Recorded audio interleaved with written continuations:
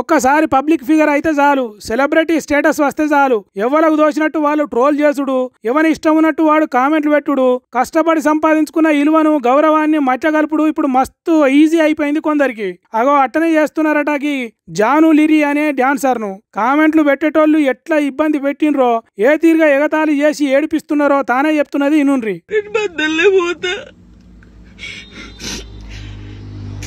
ఇది మాట్లాడితే మీరేదో ఆపేస్తారు, ఇది కాదు. ఓపిక నశించి నేను ఎప్పుడు దేనికి రియాక్ట్ కాలేదు. ఒక అన్నతో మాట్లాడే తప్పు, నా తమ్ముడని మాట్లాడితే తప్పు, ఎవరు పడితే వారికి లింకులు వేస్తారు. నాతో అయితే లేదు.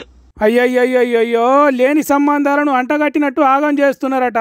అన్న, తమ్ముడా, చుట్టమా, పక్కమా, తండ్రా, తాత ఏం చూడకుండా గలీజ్ సంబంధాల లింకులు ముడేసినట్టు చేస్తున్నారట.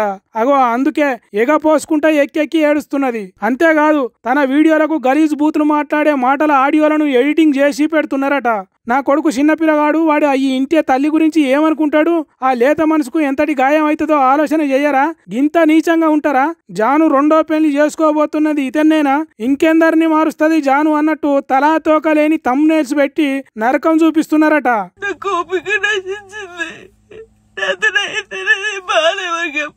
అర్థం కావట్లేదు నాకు.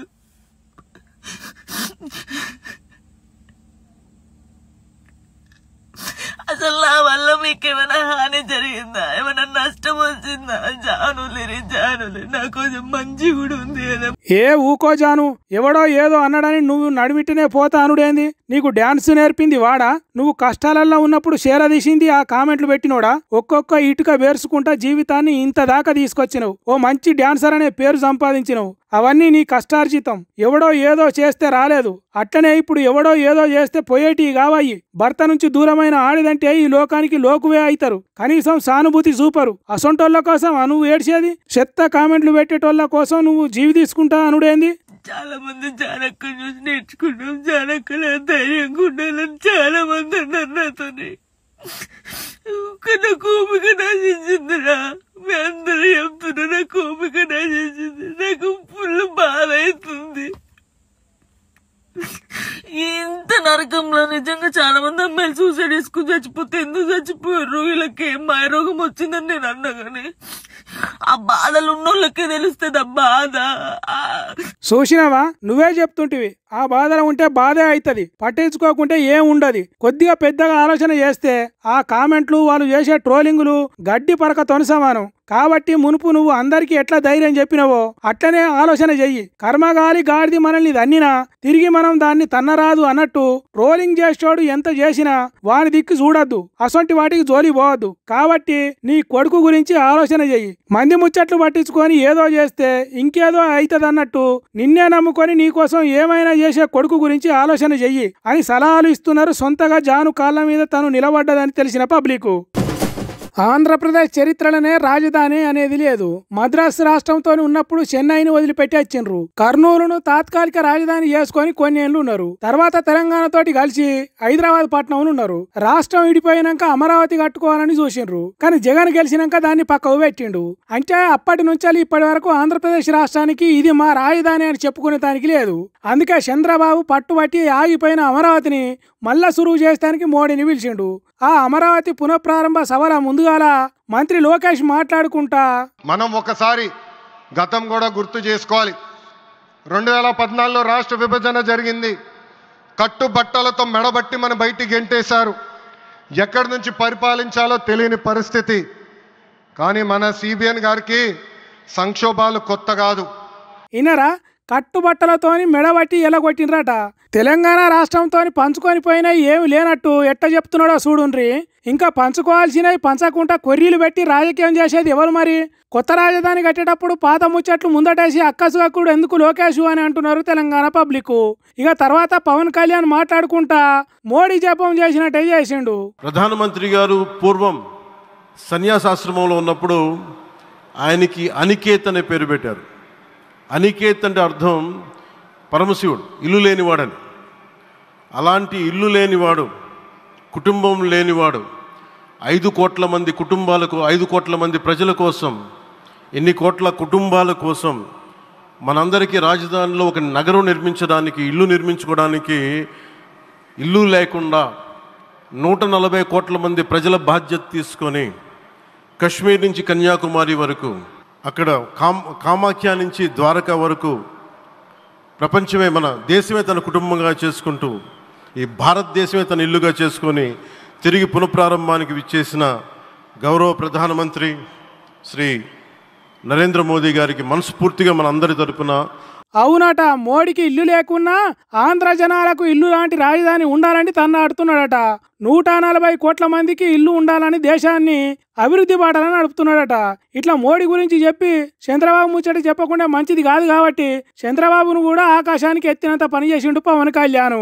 ఆయన సైబరాబాద్ అనే సిటీని ఎలా నిర్మించారో, ఎంత అద్భుతంగా రూపకల్పన చేశారో, అమరావతి అనే ఈ క్యాపిటల్ని కూడా ఆయన అపారమైన అనుభవంతో, ఆయన దక్షతతోటి, ఆయన గవర్నెన్స్ కేపబిలిటీ తోటి, అడ్మినిస్ట్రేటివ్ కెపాసిటీ తోటి ఇది అద్భుతమైన మహానగరంగా తీర్చిదిద్దుతుంది.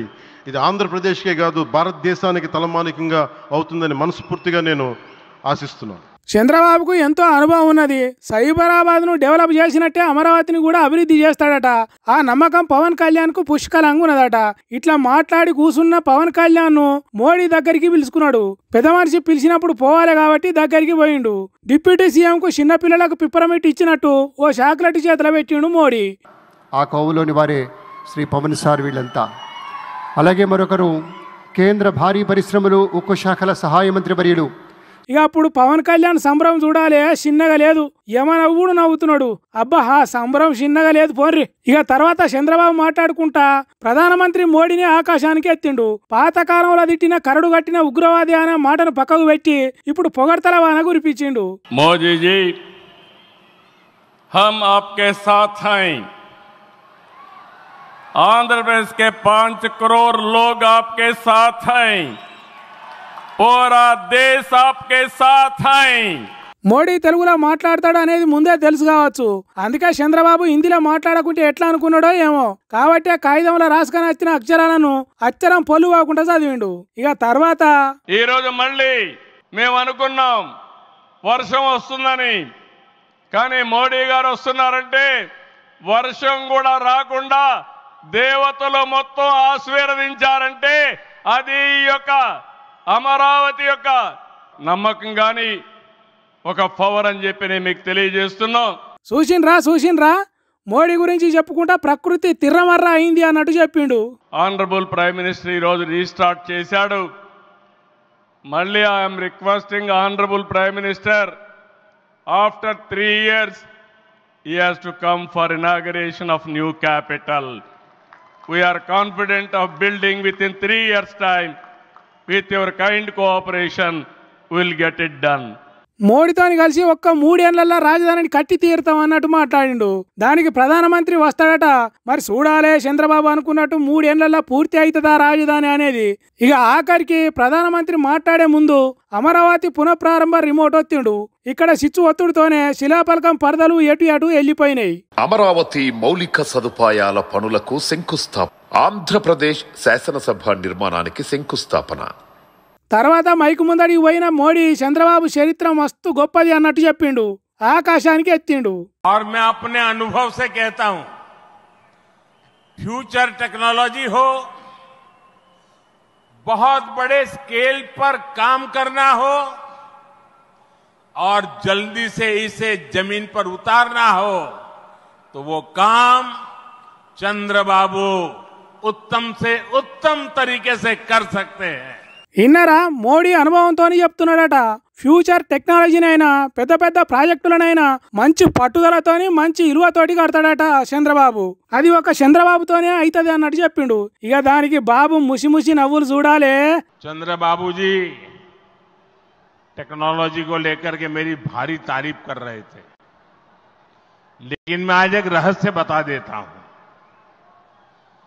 जब मैं गुजरात में नया मुख्यमंत्री बना तो मैं बाबू हैदराबाद में बैठ करके किस प्रकार के इनिशिएटिव ले रहे हैं उसका बड़ा बारीकी से अध्ययन करता था और मैं उसमें से बहुत कुछ सीखता था. और उसे आज मुझे लागू करने का अवसर मिला है, मैं लागू कर रहा हूं। ఆహా ఆహా ఏం పొగుడుతున్నాడు మోడీ గుజరాత్ సీఎం ఉన్నప్పుడు చంద్రబాబు హైదరాబాద్ లో ఏదైతే టెక్నాలజీ వాడిండో అదే గుజరాత్ లో వాడిండట. అంటే చంద్రబాబు లేకుంటే ఆ టెక్నాలజీ గుజరాత్ కు పోకనే పోవు అన్నట్టు చెప్తున్నాడు. एनटीआर गारू ने विकसित आंध्र प्रदेश का सपना देखा था। हमें मिलकर अमरावती को, आंध्र प्रदेश को विकसित भारत का ग्रोथ इंजन बनाना है। हमें एनटीआर गारू का सपना पूरा करना है। चंद्रबाबू गारू, ब्रदर पवन कल्याण, ఇది మనము చెయ్యాలి, ఇది మనమే చెయ్యాలి.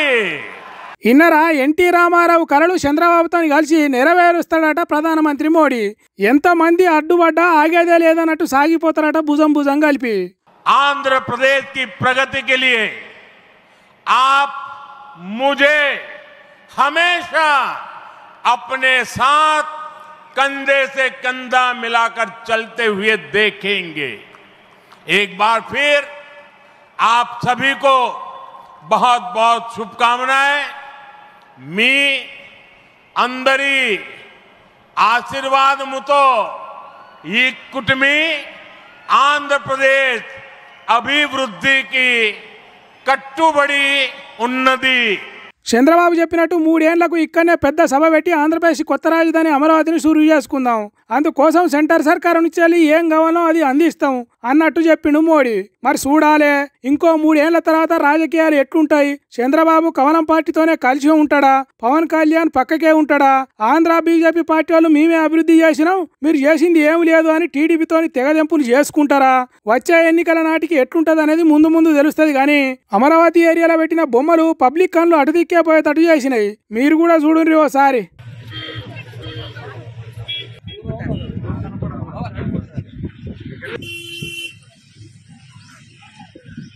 Okay.